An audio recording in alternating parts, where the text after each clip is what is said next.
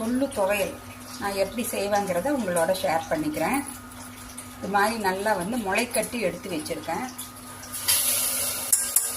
அப்படியே சாதாரண கொள்ளுவை நம்ம துவையலாக செஞ்சு சாப்பிட்றதுக்கும்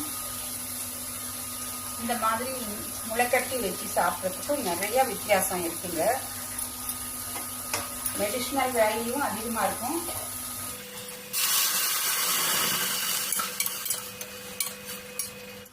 மஞ்சத்தூள் ஒரு 1/2 டீஸ்பூன், ஒரே ஒரு ரெட் சில்லி,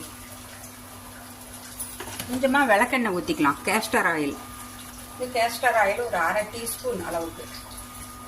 உடம்பு குறைக்கணும்னு நினைக்கிறவங்களுக்கும் இது நல்ல ஒரு ரிசல்ட் கொடுக்கும். அடிக்கடி சாப்பிட்டுட்டு வந்தீங்கன்னா. இதை மூடி வச்சுட்டேன். நல்லா ஒரு 4-5 விசில் கொடுத்துக்கலாம்.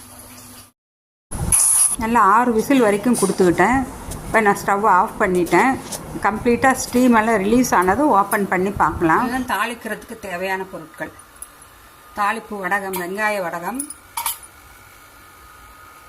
சீரகம் 1 டீஸ்பூன், பெருங்காயத்தூள் 1/4 டீஸ்பூன், வேகிறப்போ போட்டிருக்கலாம் கட்டி பெருங்காயம், மறந்துட்டேன். இது கருவேப்பிலை கொஞ்சம், தேவைக்கு ஏற்ப நம்ம ரெட் சில்லி. நல்லா வெந்துடுச்சு. தண்ணியே உங்களுக்கு பாருங்கள் வித்தியாசமாக கிடைக்கும். இந்த மாதிரி தண்ணியே இந்த மாதிரி கலர் மாதிரி நல்லா கெட்டியான தண்ணி கிடைக்கும். நல்லா ஒரு 2 கிளாஸ் அளவுக்கு ஊற்றுனேன். இல்லை கொஞ்சம் ரசத்துக்கு வேணுனாலும் வடித்து எடுத்துக்கலாம். ஆட்டுறதுக்கு நாங்கள் இந்த தண்ணியை தான் யூஸ் பண்ணிக்கணும்.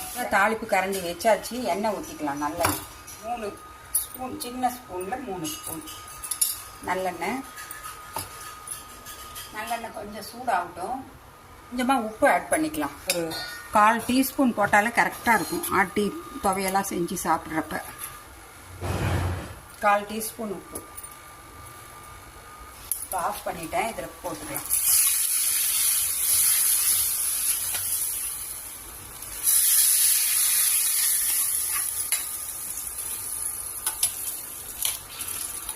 அவ்வளோதாங்க. இது நல்லா மிக்சியில் போட்டு கொஞ்சம் சூடு ஆறுன அப்புறம் மிக்சியில் போட்டு அரைச்சிக்கலாம்.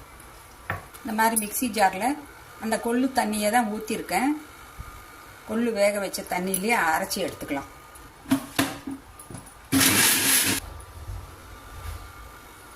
நல்லா இந்த மாதிரி கொஞ்சம் திப்பி திப்பியாக இருக்கணும். ரொம்ப நைஸாக பேஸ்ட் மாதிரி அரைக்க வேண்டியதில்லை. இதை வேறு பாத்திரத்துக்கு ட்ரான்ஸ்ஃபர் பண்ணிக்கலாம். கொள்ளு துவையல் ரெடி ஆயிடுச்சு. ரொம்ப சூப்பராக இருக்கும். மிக்சி கழுவி ஒரு 1/4 டம்ளர் தண்ணி ஊற்றிட்டேன். அவ்வளோதான்.